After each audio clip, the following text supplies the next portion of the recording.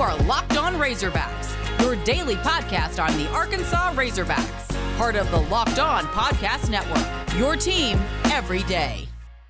And welcome into the Locked On Razorbacks podcast. I am your host, John Neighbors. I am also the host of Out of Bounds. You can catch every weekday afternoon from 1 to 4 on 103.7 The Buzz and 103.7thebuzz.com. Hope everybody had a wonderful weekend as it was packed with a win. Hey, how about that? Finally get to have a podcast after 3 straight losses of a win for the Razorback football team. And it's not a surprise, and honestly, it should have been a win, and it should have been an easy win, and it actually ended up being an easy win. But Arkansas ends up defeating UAPB, the first in-state opponent that they've played since 1944, by a final score of 45-3. Now, it's kind of weird because it's like, okay, you see that final score, like, that makes sense, it's whatever. But the thing is, it was 45-0 at halftime. So you're talking about a pretty staunch difference in the two halves. And that's kind of what I saw in this game. And at least my main takeaway is that Arkansas came out swinging.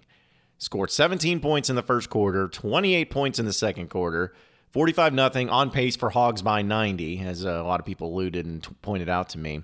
But it was just absolute domination. Now, it wasn't perfect in the first half, obviously. KJ Jefferson lost a fumble, which you never want to see that. AJ Green had a muffed kick and, fumbled it there too. You had some penalties there. You had some stuff that wasn't exactly the most clean thing of all time. But, hey, it's football. Sometimes those things are going to happen. And sometimes you're going to have big plays downfield and whatnot. But it doesn't matter because, listen, if you're up 45-0 at halftime, you can't really complain about too much. You know what I'm saying? Like, there's not many things that you can sit back and start saying that, hey, this is wrong, this is bad, this is why it's not changing anything or whatnot. But, I mean, listen, after a game like that, you can't look at it and say, all right, well, Arkansas is going to do this because of the UAPB game in the final 4 games of the season.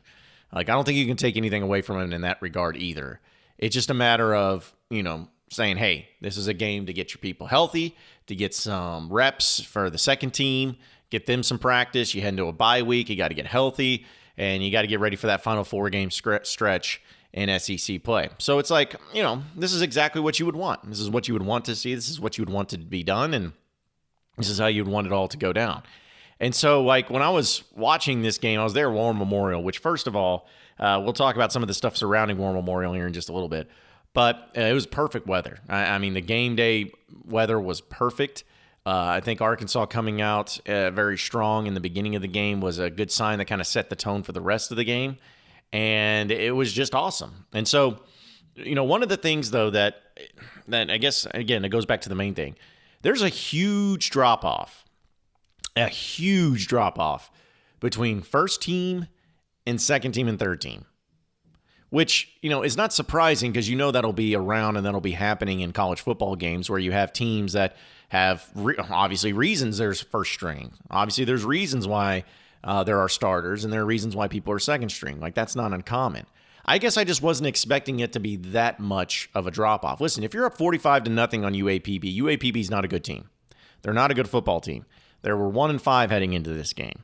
But you would think, okay, well, as bad as they may be, the second stringers for Arkansas can at least still find some success, find some things to do where they could make some things work. And they didn't, at least offensively especially. Like, offensively, it was bad. Malik Hornsby did not look good. And yeah, I think that people are starting to see exactly why he is second string quarterback, why he is not QB1, and why KJ Jefferson is QB1. You got to see a few of the running backs, like TJ Hammond's a guy that everyone knows about, finally got into a game, and what does he do? He fumbles it. So he didn't look good in that regard. You had some missed blocks, and of course UAPB was sending a lot of people on the second string just to try to provide pressure, but that offense did not look good. The second string didn't. Now defensively, they did all right because obviously they only held them to 3 points the entire game, and so they did just fine in that regard. But I think that was probably the main takeaway I had in this game is that Arkansas starters are good. KJ Jefferson is QB1 for sure. Traylon Burks is still a cheat code. I mean, the guy just does everything well. I really like the game from Dominique Johnson, which he only had 6 carries for 91 yards and 15 yards per carry. I feel like he needs to get the ball more, honestly. I love Rocket Sanders. And Traylon Smith is fine too, but it's like Dominic Johnson, I've always felt like every time he's in the game, he does good things.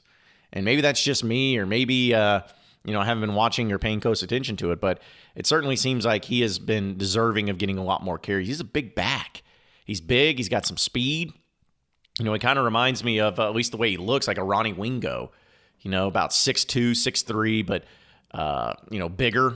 And this guy's got some speed too. So I'd like to see more out of him, but the running backs were solid.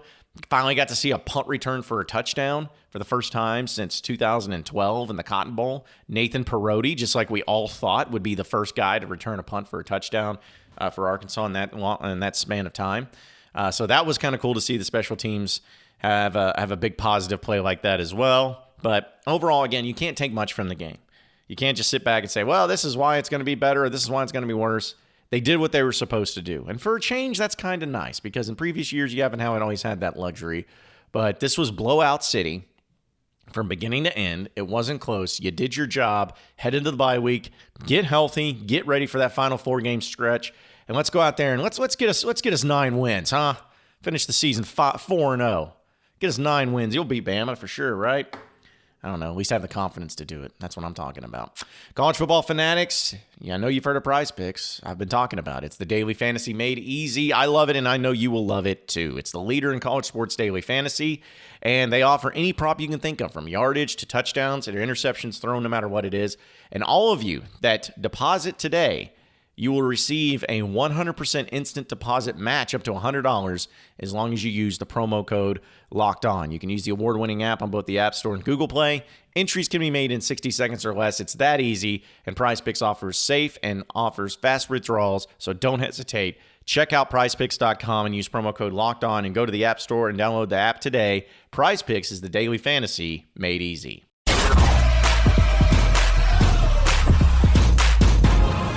You are Locked On Razorbacks, your daily Arkansas Razorbacks podcast. All right, I want to talk about all the things surrounding the Arkansas and UAPB game. And when I mean surrounding, I'm talking about the atmosphere, War Memorial Stadium, the energy, and some of the stuff that went on besides the game itself. First off, I was a little disappointed with the crowd. I know it's UAPB, and I know it's at 11 a.m. Like, I'm not expecting to capacity for any game at that point in time. But I wasn't expecting to see as many majorly empty sections like I did in this game. This is the one game you have in Little Rock. This is the one game at War Memorial Stadium that you'll be able to have this year. And it's against an in-state opponent, which, again, I know it's not a quality opponent compared to what, Fayetteville's getting, but it's still a historic game. And it was a beautiful day. Like, the weather was perfect outside. This is a game that a lot of people have been looking forward to. And yet, when you get into the game and, kickoff already starts, there's a lot of empty seats. Major, big, large, empty sections. I was disappointed in that. I had a lot of people that were tweeting at me complaining about the food lines. Like, to get drinks was okay, but the food lines were insanity. Like, there was a woman that was sitting behind me that she said that she got into the game 5 minutes before kickoff, and she didn't get back to her seat after getting food till after the first quarter. Like, that's unacceptable. That is absolutely unacceptable. The tailgating scene was good. The energy was there, and there was a lot of people. In fact, a lot of people just went outside and tailgated instead of coming into the game. But there was a lot of tailgating atmosphere there. But I also got a complaint from a lot of people saying that, and I saw it too, that in the places where people were supposed to drive, there were just people that set up their tailgate tents there. Like, they didn't get a tailgating pass or anything, but they just set up in the middle of the roadway. Why? Well, because no one was going to tell them otherwise, and they didn't. No one really cared about what was going on, it seemed like. So that was frustrating, I know, for people too. And again, I've talked about last week about my feelings on games in War Memorial Stadium and all of that. And I know that, I'm living here in Little Rock, and there's a lot of people that feel strongly about the game in Little Rock. And I'm not blaming you or taking issue with how you feel at all. Like, that's not what I'm doing. It's just things like that is just going to keep the game from continuing on there. Where it's like you get your one game to do it, and that's the showing you give. That's not good. But I was really disappointed with that. I was really disappointed to see how it all went down and how it was just so blah. But one thing that I was not disappointed with was the fact that the UAPB band got to perform at halftime. And now, that was something I think everybody was looking forward to. In fact, the mass exodus from the game didn't occur until after the halftime performances were done. And for somebody that, like, I don't care necessarily about the marching band. Like, I understand that it's a, thing that's part of college football and you got to have them there and all that. But I don't know. I just feel like Arkansas's band is very generic. It's just you got to be there because it's college football. But and to those of you listening probably in the band, you're going to take really big offense to this. But it just seems like, you're fine. It's fine. But no, you don't do anything special. There's nothing unique necessarily about them. And the halftime performances kind of seem generic. Again, that's the best way I can put it. But when UAPB band got out there and they started doing their thing, I mean, everybody was into it. Razorback fans were into it. They were going crazy for it. And so I enjoyed that. I enjoyed the music. I enjoyed the energy that they put into it. And it was funny, they did like this dual band thing, and a lot more people were enjoying the UAPB band more so than the UA band. And I would hope that maybe that wakes up the UA band and say, okay, we need to up our game. Like, we just got embarrassed out there on the field. Like, even though Arkansas football embarrassed UAPB football, the marching band for UAPB embarrassed the University of Arkansas band. Like, it wasn't even close. And so that was pretty fun part of the game itself. But again, this game's being in Little Rock. I know they're going to continue on, and 2025. I think 2025 will be the last one, against Arkansas State. I could be wrong. Maybe something drastic could change. I'm never going to say never, I guess. But if I'm a betting man, I'm going to say that that's the last game at War Memorial. How much money it's costing.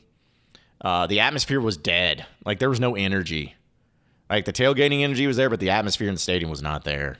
Like, even on big plays and stuff, it was fine, but it was like, eh. And then it was like, it's third down. This is early in the game, too. Because, again, I know if it's blowout, but it's third down. So it wasn't very fun. It wasn't very fun. In fact, my buddy, who I was there with, who grew up in Little Rock, grew up going to War Memorial Stadium games. Like, and he's always been a proponent of that. He even said, he's like, I don't enjoy any of this. I'm not enjoying this at all. So, again, if you all enjoyed it, if you all had a good time, that's all that matters, because that was fun. But I know a lot of people did not, and I think a lot of people are just glad that it's over and they don't have to go back to Little Rock again this season for Razorback football games. Built Bar, telling you about it. It's the best tasting protein bar ever. If you haven't tried it by now, you're missing out. It's the protein bar that I use. In fact, I already ate one this morning. It was incredible because they have so many different flavors to choose from. They're low carb, low calorie, low fat, low sugar, high in protein, so all the healthy benefits. And the thing is that you can find the flavor that you like the most and choose that one. I promise you'll not be disappointed because it's got the great healthiness of it, but tastes like a candy bar, so you know it's good. And this month, Built Bar is going to be coming out with a new limited time flavor every 3 to 4 days. So check their website off, and you won't want to miss out. Head over to BuiltBar.com and use promo code LOCKED15, and you'll get 15% off your next order. Use promo code LOCKED15 for 15% off at BuiltBar.com.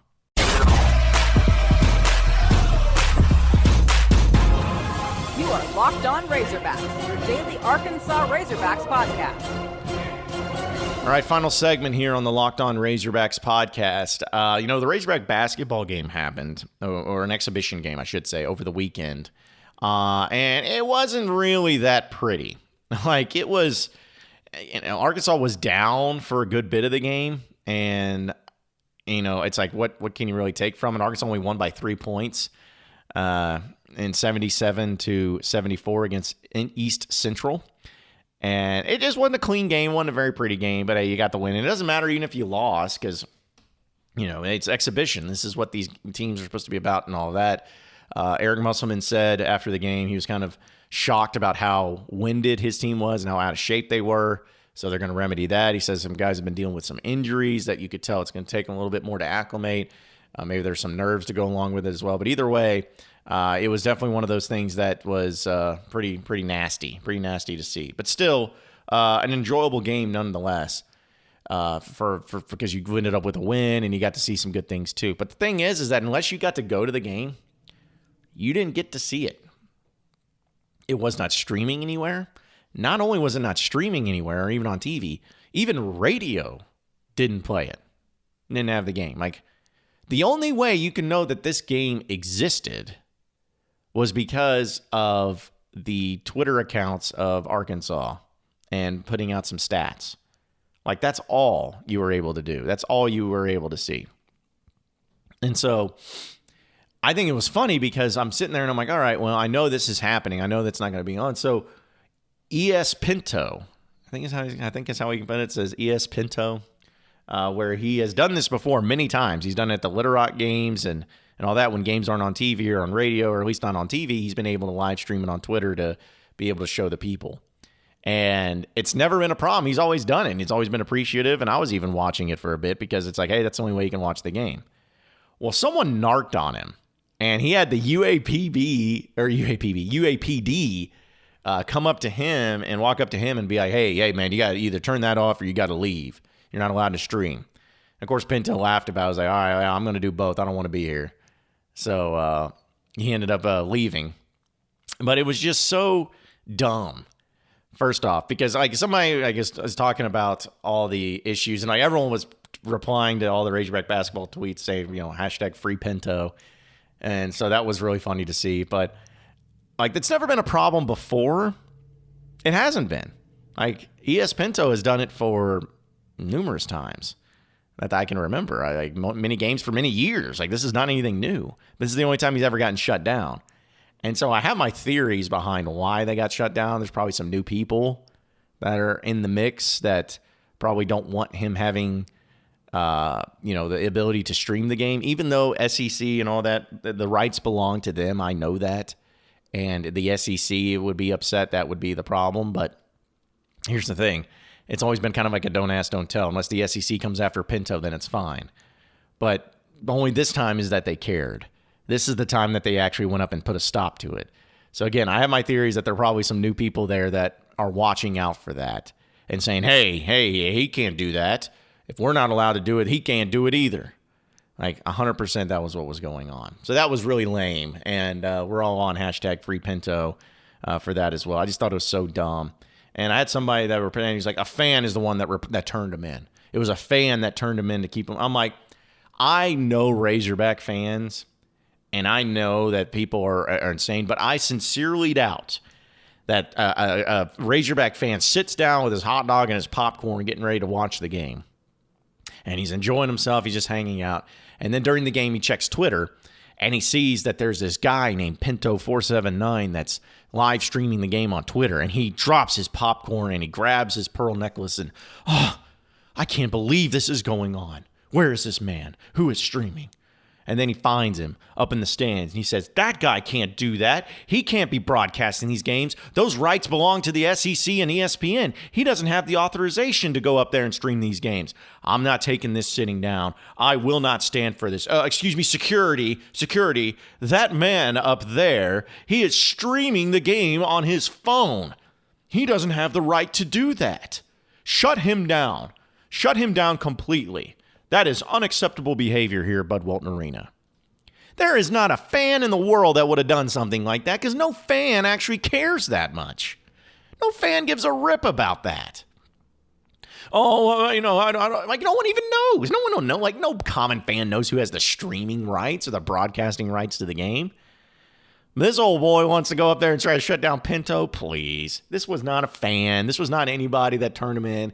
It was somebody that either works for the U of A or I think somebody more involved with the U of A that probably put a stop to this. Because, again, it's never been a problem before, but only this time did it become a problem. No, that was really dumb. Free Pinto, though. We're all on Team Pinto for this and appreciate his efforts nonetheless. And appreciate all of you listening into the Locked On Razorbacks podcast today. Be sure to like and subscribe to the podcast on iTunes or on Google Play. You can also get after me on Twitter at BuzzJohnNeighbors for any questions, comments, concerns that you may have. We'll keep it going from there. Same podcast time, same podcast channel tomorrow afternoon. Have a great day, everybody. We'll see you then.